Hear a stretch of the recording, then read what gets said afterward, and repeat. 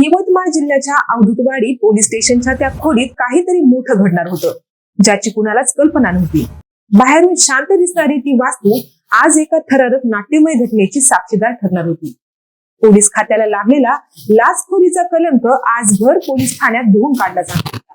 ज्या खाकी वर्दीवर लोकांचा विश्वास असतो, त्याच वर्दीतील एक अधिकारी आज पैशांच्या मोहात स्वतःच्या जाळ्यात अडकणार होता. ते एका लाचखोर अधिकाऱ्याची नाही, तर एका सामान्य माणसाच्या तुटलेल्या विश्वासाची आणि पैशांच्या गर्दीत अडकलेल्या नात्याची आहे. एका मित्राला मदत करण्यासाठी उचललेल्या एका पावलाने तक्रारदाराला थेट ASBच्या दारापर्यंत कसं नेलं, हेच या व्हिडिओच्या माध्यमातून सविस्तर जाणून घेऊयात. गेल्या काही दिवसांपासून महाराष्ट्रातील प्रशासकीय वर्तुळात एक गंभीर चित्र दिसत आहे. पोलीस असो वा महसूल विभाग, लाचखोरीची जणू काही स्पर्धाच लागलीये. लिपिकापासून ते तहसीलदारापर्यंत अनेक मोठे अधिकारी ASBच्या जाळ्यात अडकल्याच्या बातम्या सतत येत आहेत. या घटनांमुळे सामान्य नागरिकांचा प्रशासनावरचा विश्वास डगमगतोय. त्यातच आता यवतमाळ जिल्ह्यातील अवधूतवाडी पोलीस ठाण्यातील एका ठाणेदाराला तब्बल 3 लाख रुपयांची लाच मागितल्या प्रकरणी रंगेहात पकडण्यात आल्याने संपूर्ण पोलीस वर्तुळात मोठी खळबळ उडाली आहे. हा धक्का केवळ पोलिसांना नाही, तर कायद्याच्या राज्यावर विश्वास असणाऱ्या प्रत्येकाला बसलाय. या धक्कादायक घटनेत अडकलेल्या पोलीस अधिकाऱ्याचे नाव आहे नरेश रणधीर. हे महाशय यवतमाळ जिल्ह्यातील अवधूतवाडी पोलीस ठाण्यात ठाणेदार पोलीस निरीक्षक म्हणून कार्यरत होते.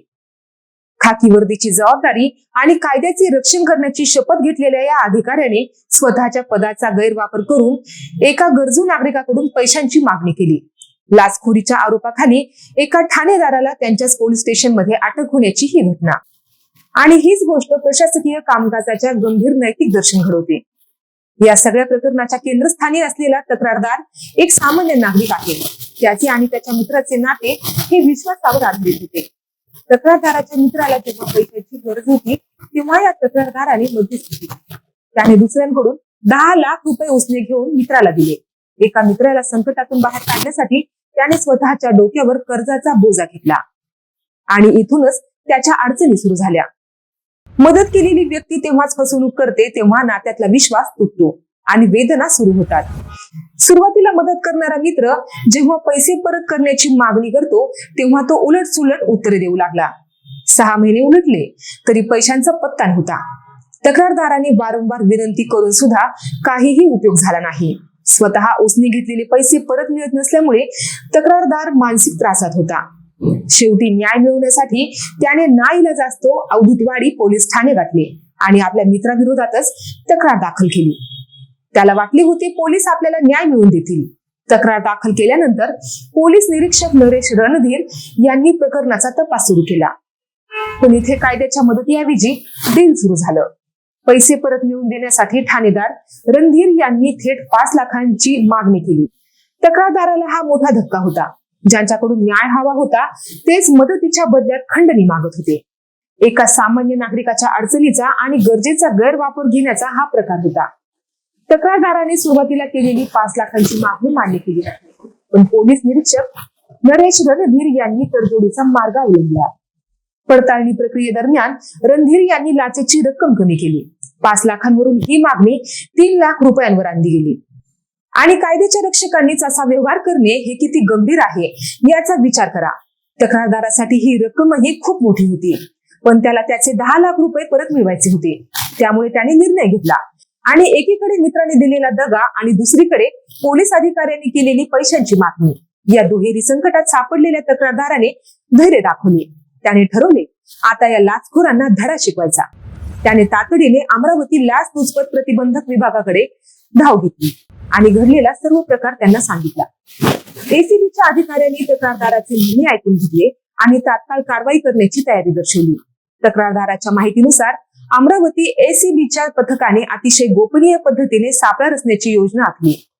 लाचेची रक्कम स्वीकारण्याचं ठिकाण आणि वेळ निश्चित करण्यात आली. लाचेचे पैसे देण्यापूर्वी ACBच्या नियमांनुसार त्यावर विशिष्ट पावडर लावली गेली, जेणेकरून पैसे स्वीकारताना ठाणेदार रंगेहात पकडले जातील. हा सापळा यशस्वी करण्यासाठी ACBच्या टीमने कसून तयारी केली होती.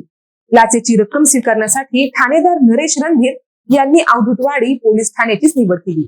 आणि हे विशेष म्हणजेच कायदा जिथे राहतो तिथेच कायद्याचा भंग होणार होता. तक्रारदार आणि ठाणेदार यांच्यात लाचेची रक्कम 1,00,000 रुपये इतकी प्रथम स्वीकारण्याची बोलणी झालेली होती. ठरल्यानुसार तक्रारदार निश्चित वेळेला निश्चित केलेल्या पोलीस स्टेशन मधील खोलीत पोहोचला. सापळ्यानुसार तक्रारदाराने ठाणेदार नरेश रणधीर याच्याकडे 1,00,000 रुपयांची लाच दिली. रणधीर यांनी कोणतीही शंका न घेता ते पैसे स्वीकारले आणि हा क्षण एसीबी साठी निर्णायक होता. पैसे हातात पडताच जवळच दबा धरून बसलेल्या अमरावती एसीबीच्या पथकाने तात्काळ अवधूतवाडी पोलीस ठाण्यातील त्या खोलीत धडक दिली आणि रणधीर यांना काही कळायच्या आतच एसीबीच्या अधिकाऱ्यांनी त्यांना रंगेहात पकडले आणि आवश्यक ती कायदेशीर प्रक्रिया पूर्ण केली. ज्या पोलीस ठाण्यात न्याय मिळतो त्याच ठिकाणी ठाणेदाराला लाचखोरीच्या आरोपाखाली अटक होणे ही बाब महाराष्ट्राच्या पोलीस दलासाठी अत्यंत लाजिरवाणी आणि दुःखदायक आहे. जेव्हा कायद्याचे रक्षकच भक्षक बनतात तेव्हा सामान्य नागरिकांनी कोणावर विश्वास ठेवायचा? या घटनेने केवळ यवतमाळच्या प्रशासकीय वर्तुळातच नव्हे तर संपूर्ण राज्यात मोठी चर्चा आणि संतापाची भावना निर्माण केली आहे. लाच स्वीकारताना रंगेहात पकडल्यानंतर ठाणेदार नरेश रणधीर यांच्यावर कायदेशीर प्रक्रिया पूर्ण करण्यात आली आणि आश्चर्याची गोष्ट म्हणजे त्यांच्यावर गुन्हा त्यांच्याच पोलीस ठाण्यात म्हणजेच अवधूतवाडी पोलीस ठाण्यातच दाखल करण्यात आला. अमरावती लाचलुचपत विभागाने ही कारवाई करून अत्यंत धाडसी पाऊल उचललेले आहे. एका बड्या पोलीस अधिकाऱ्याला त्याच्याच कार्यालयात रंगेहात पकडल्याने प्रशासनातील भ्रष्टाचार उघडकीस आलेला आहे. एसीबीच्या या कारवाईमुळे भ्रष्ट अधिकाऱ्यांना एक कडक संदेश गेलेला आहे की कितीही मोठे पद असले तरी भ्रष्टाचार करणाऱ्याची गय केली जाणार नाही. या कारवाईने सामान्य नागरिकांच्या मनात एसीबी बद्दलचा विश्वास अधिक दृढ केलेला आहे. पोलीस ठाण्यासारख्या संवेदनशील ठिकाणी झालेला हा प्रकार प्रशासकीय नैतिकतेवर मोठे प्रश्नचिन्ह उभा करतो. पैसे आणि पदाच्या लोभापायी माणूस कोणत्या थराला जाऊ शकतो याचे हे जिवंत उदाहरण आहे. या घटनेतून हे सिद्ध होते की सामान्य नागरिकांनी अन्याय सहन न करता धाडसाने लाचलुचपत विभागाकडे तक्रार करणे आवश्यक आहे. मंडळी, लाच घेणाऱ्या अशा अधिकाऱ्यांवर काय कारवाई झाली पाहिजे आम्हाला कमेंट मध्ये नक्की सांगा. धन्यवाद.